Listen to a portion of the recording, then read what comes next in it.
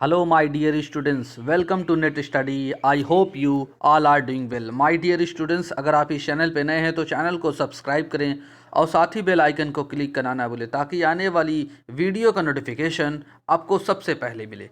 My dear students, आज हम discuss करेंगे प्रीवियस ईयर क्वेश्चन के बारे में। इस जो हम टेलीग्राम चैनल पे डेली बेसिस पे देते हैं उसी का हम एनालाइज करते हैं यहाँ। और ये वीडियो जो है डेली क्विज़ हम टेलीग्राम पे देते हैं और डेली उस क्विज़ का एक्सप्लेनेशन हम इस वीडियो के ज़रिए करते हैं। आइए फ्रेंड देखते हैं पहले सवाल को। क्या है पहला सवाल? कहा गया है कि एक टीचिंग एड जो होती है उसका प्रभाव क्या होता है, उसके बारे में हमसे कहा गया है कि an effective teaching add is one which. इसमें से जो चार ऑप्शन दिए गए हैं, इन चार ऑप्शन में से एक ऑप्शन सही है, उसमें कौन सा सही है हमसे पूछा गया है। फ्रेंड्स, इसका करेक्ट जो आंसर है वो ऑप्शन बी है। कह रहा है कि जो इफेक्टिव टीचिंग एड होती है वो एक्टिवेट करती है ऑल फैकल्टीज़ को। ऑल फैकल्टीज़ मतलब टीचिंग एड क्या क्या होती है।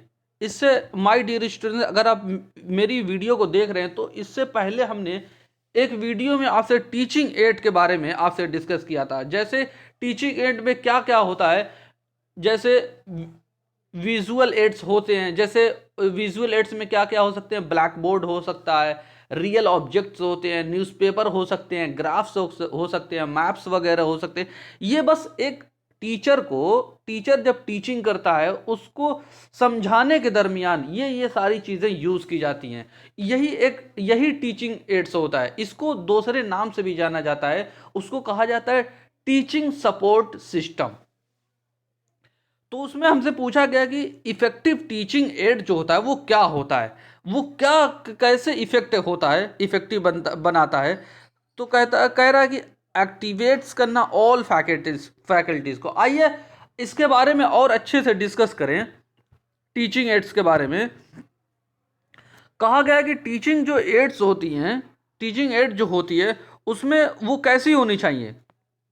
बिल्कुल एक्यूरेट होनी चाहिए इन एवरी रिस्पेक्ट, यानी हर तरीके से वो बिल्कुल सही होनी चाहिए।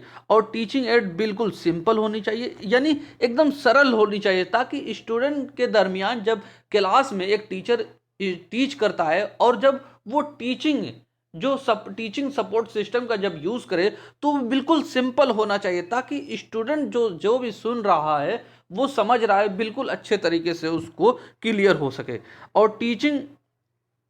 और जो ये टीचिंग एड्स होगा वो शुड बी इनएक्सपेंसिव, यानी खर्चीला नहीं होना चाहिए।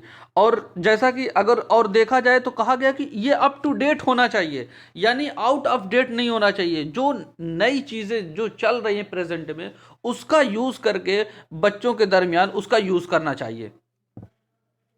और इसको और क्या है कि ये जो एक्टिवेट करता है ऑल फैकल्टीज को, यानी सेंसेस को, जो हमारे सेंसेस होते हैं। और जो और क्या करना होना चाहिए? इजिली पोर्टेबल होना चाहिए, यानी मूवेबल होना चाहिए। और mental level of the student जो और ये शुड बी अप्रोप्रिएट, और ये अप्रोप्रिएट होना चाहिए mental level of the student, यानी जैसा स्टूडेंट का जिस तरीके का मेंटल लेवल है स्टूडेंट का, उस तरीके का टीचिंग सपोर्ट सिस्टम हमें यूज़ करना चाहिए। और ये शुड मोटिवेट द लर्नर्स, जो लर्नर्स हैं, जो स्टूडेंट्स हैं, उनको ये मोटिवेट करता है कुछ सीखने के लिए। आई होप ये टीचिंग सपोर्ट सिस्टम क्या होता है आप इसको समझ गए होंगे। आइए चलते हैं, देखते हैं अगले क्वेश्चन को। कहा गया कि a research paper is essentially to be published. जो रिसर्च पेपर होता है वो पब्लिश किया जाता है, कि किया जाना अनिवार्य होता है किसके लिए? ऑप्शन ए में दिया गया ओनली फॉर यूनिवर्सिटी टीचर। क्या सिर्फ यूनिवर्सिटी टीचर के लिए? नहीं, ये तो नहीं हो सकता। ऑप्शन बी में कहा गया कि only for central university teachers. क्या सेंट्रल यूनिवर्सिटी टीचर के लिए? ये भी नहीं हो सकता। ऑप्शन सी में दिया गया है कि फॉर ऑल द टीचर, यानी सभी टीचर के लिए इन हायर एजुकेशन इंस्टीट्यूशन, जो हायर एजुकेशन इंस्टीट्यूशन में सभी टीचर के लिए रिसर्च पेपर पब्लिश किया जाता है। ये बिल्कुल सही ऑप्शन है। Option C is the correct answer of this question. आइए देखते हैं नेक्स्ट क्वेश्चन को। कहा गया कि aspects of voice other than speech are known as, यानी वॉइस के कुछ पहलू होते हैं, कुछ पहलू हैं वॉइस के जो पहलू हैं, लेकिन अदर देन स्पीच, स्पीच को छोड़ के वो क्या कहलाते हैं। तो फ्रेंड इसका जो करेक्ट आंसर है वो ऑप्शन डी है, पैरा लैंग्वेज। जो एस्पेक्ट्स ऑफ वॉइस होती है वो पैरा लैंग्वेज होती है, जो स्पीच को छोड़ के होती है, स्पीच को हटा के होती है। आइए देखते हैं पैरा लैंग्वेज के बारे में। इसमें हमने बताया कि जो पैरा लैंग्वेज जो होती है वो इम्पोर्टेंट कंपोनेंट होती है कम्युनिकेशन का, कि वो इन्हांस करे, कैसे उसको अच्छा और करे और अल्टर करे, बदले उसकी मीनिंग को, ऑफ वर्बल कम्युनिकेशन की मीनिंग को बदलता रहता है। और जो पैरालिंग्विस्टिक जो डिवाइस होती है, जैसे फेशियल एक्सप्रेशन, यानी फेस के थ्रू हम जब भी किसी से कम्युनिकेट करते हैं तो हमारे जो फेस होता है उसके थ्रू हम बताते हैं, बॉडी लैंग्वेज के थ्रू हम किसी चीज़ को एक्सप्रेस करते हैं, टोन के थ्रू या गेस्चर या हेल्प इन कन्वेनिंग द मीनिंग, जो मीनिंग को हम समझाना चाह रहे हैं वो किस किस तरीके से, facial expression, body language, tone and gesture. Paralanguage जो होती है वो non verbal communication. My dear students, यहां से एक बार क्वेश्चन बन चुका है कि जो पैरा लैंग्वेज जो होती है वो नॉन वर्बल कम्युनिकेशन के अंडर में आती है। जैसे आपकी टोन हो गई, पिच हो गया, मैनर ऑफ स्पीकिंग हो गई, ये सारी चीज़ें जो होती हैं वो पैरा लैंग्वेज में आती हैं। आई होप ये सारी चीज़ें आपको क्लियर हुई होंगी। आइए चलते हैं अगले सवाल की तरफ। माय डियर स्टूडेंट, ये ब्लड रिलेशन से ये क्वेश्चन हमसे पूछा गया है। कहा गया कि P is the father of R and S is the son of Q and T is the brother of P and R if R, हमसे फिर क्वेश्चन पूछा गया कि if R is the sister of S, अगर R जो है sister है S की, तो पूछा गया कि how is the Q related to T, तो Q का जो रिलेशन है वो T से वो क्या है। माय डियर स्टूडेंट्स, हमसे क्या पूछा गया इसमें, सबसे पहले एक एक चीज को हम यहाँ क्लियर करते चलते हैं। एक एक चीज को हम यहाँ पे देखेंगे कि कहा गया कि P is the father of R। P जो है, P फादर है किसका, R का। तो हम यहाँ पे हम देखेंगे कि हम अगर प्लस का साइन बनाएंगे माय डियर स्टूडेंट्स, तो हम समझेंगे ये जेंडर में मेल जेंडर है, और क्योंकि P जो है फादर है किसका, R का, लेकिन आर का हमें जेंडर अभी पता नहीं। आगे हम देखते हैं फिर क्या कहा गया कि S is the son of Q।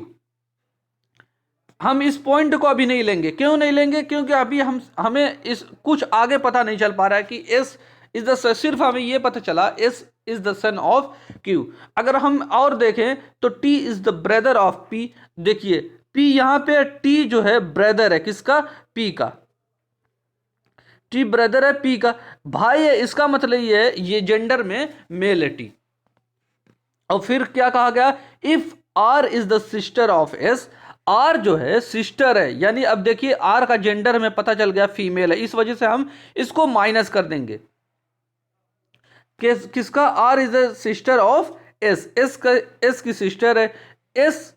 और पहले हमें क्या पता चल गया था, S is the son of, यहाँ पे S is the son of Q, Q का सन है, यानी अगर R की बहन है S, R जो है बहन है S की, तो ये इसमें जो ये P फादर है, यानी इससे पता चला Q जो है हमारा, Q जो है ये मदर होगी किसकी, R की। तो इस वजह से हम माइनस का यहाँ पे साइन कर देंगे। और S जो हमें पता चल गया था पहले यहाँ पे कि S is the son of Q। तो हमसे क्या पूछा गया कि how is Q related to T, तो T का रिलेशन हमसे पूछा गया Q से। T जो है कैसे रिलेट करता है Q से, Q जो है रिलेट करता है T से, तो Q का हमें रिलेशन पूछा गया। तो माय डियर स्टूडेंट्स, P क्या है, P फादर है R का, यानी Q जो है पत्नी है, वाइफ है किसकी, P की। और तब T की Q या T की क्या लगेगी, ये T से कैसे इसका रिलेशन होगा, तो टी का जो रिलेशन होगा, अगर ये दोनों भाई हैं और ये क्यू जो है पी की पत्नी है, तो क्यू जो है ये सिस्टर इन लॉ हो जाएगी टी की। तो सिस्टर इन लॉ किसमें है? ऑप्शन बी में दिया गया है, इस वजह से इसका करेक्ट आंसर ऑप्शन बी है। आई होप ये चीज़ें आपको क्लियर होंगी। आइए देखते हैं अगली स्लाइड में हमने इसको और अच्छे से आपको बताया है कि पी जो है फादर है किसका? एस क्यू का, और इसका फ्रेंड्स इसमें जो है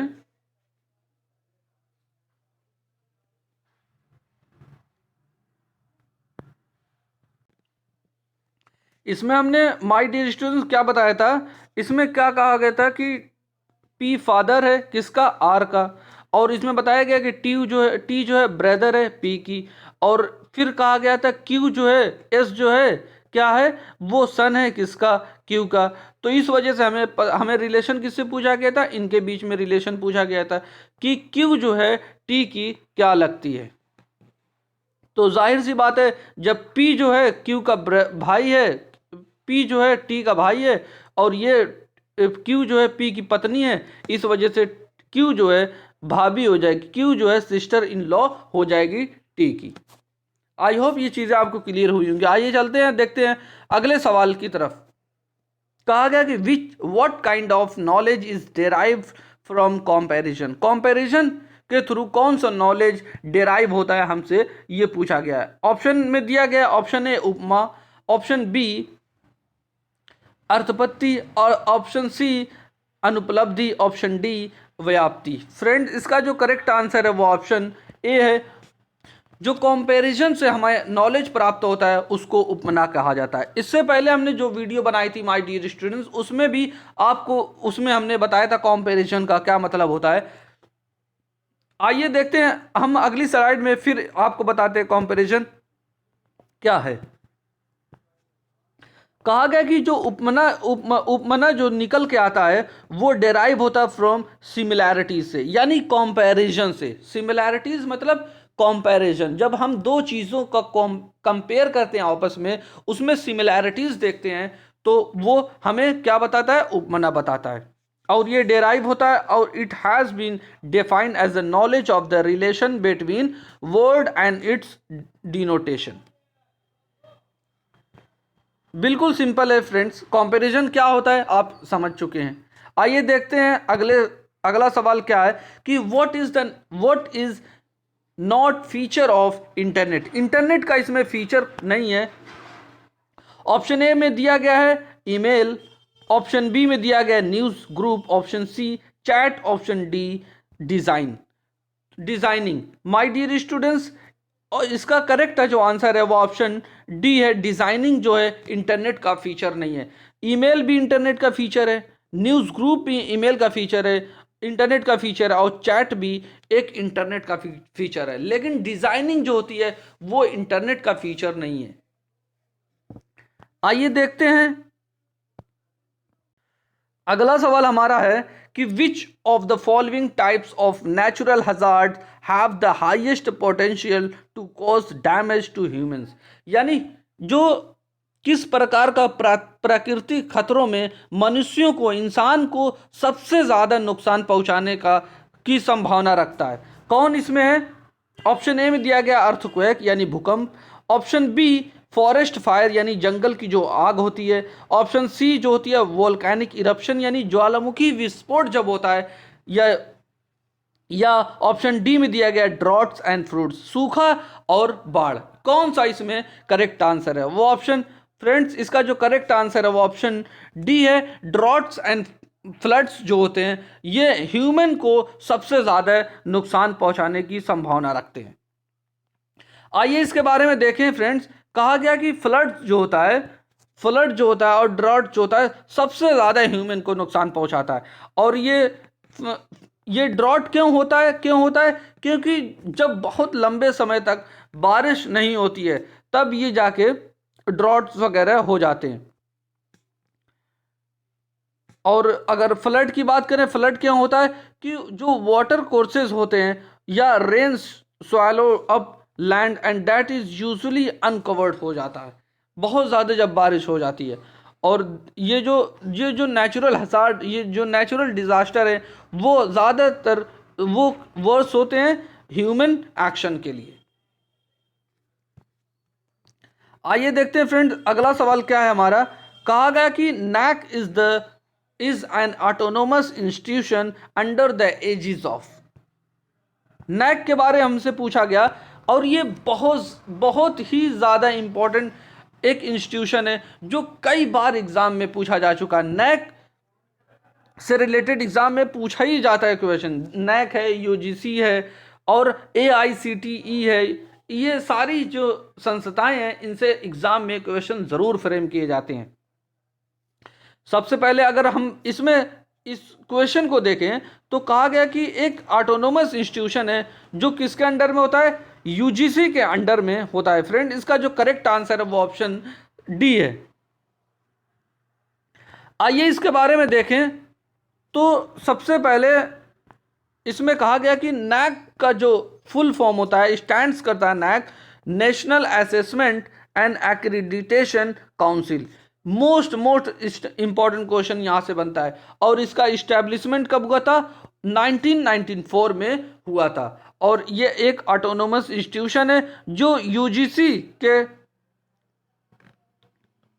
यूजीसी का एक ऑटोनोमस इंस्टीट्यूशन है। और इसका हेडक्वार्टर कहाँ पे है, बेंगलुरु में है। यानी नैक का हेडक्वार्टर बेंगलुरु में है और ये यूजीसी का एक ऑटोनोमस इंस्टीट्यूशन है और ये इस्टेब्लिश किया गया था 1994 में। और इसी के साथ साथ हमने ICSSR को भी लिया है, क्योंकि हम धीरे धीरे छोटे छोटे पॉइंट्स को डिस्कस करते जाएंगे आपके साथ, ताकि जो ये छोटे छोटे पॉइंट हैं आपका बेस जो है मजबूत हो और आप एक सही डायरेक्शन की तरफ बढ़ें। और अगर देखें ICSSR का फुल फॉर्म क्या होता है, स्टैंड्स करता है ये Indian council of social science research, और ये इस्टेब्लिश किया गया था 1969 में। अगर इसकी बात करें AICTE की बात करें तो ये इस्टेब्लिश किया गया था 1945 में। ये स्टैंड करता है AICTE स्टैंड करता है all India council for technical education. I hope friend ये सारी चीज़ें आपको क्लियर हुई होंगी। अगर ये वीडियो आपको अच्छी लगी हो तो वीडियो को ज़रूर लाइक करें और अपने फ्रेंड के साथ ज़्यादा से ज़्यादा शेयर करें। अगर आप इस चैनल पे नए हैं तो चैनल को सब्सक्राइब करें और साथ ही बेल आइकन को क्लिक करना ना भूलें, ताकि आने वाली सभी वीडियो का नोटिफिकेशन आपको सबसे पहले मिले। Thank you for watching video. God bless you all.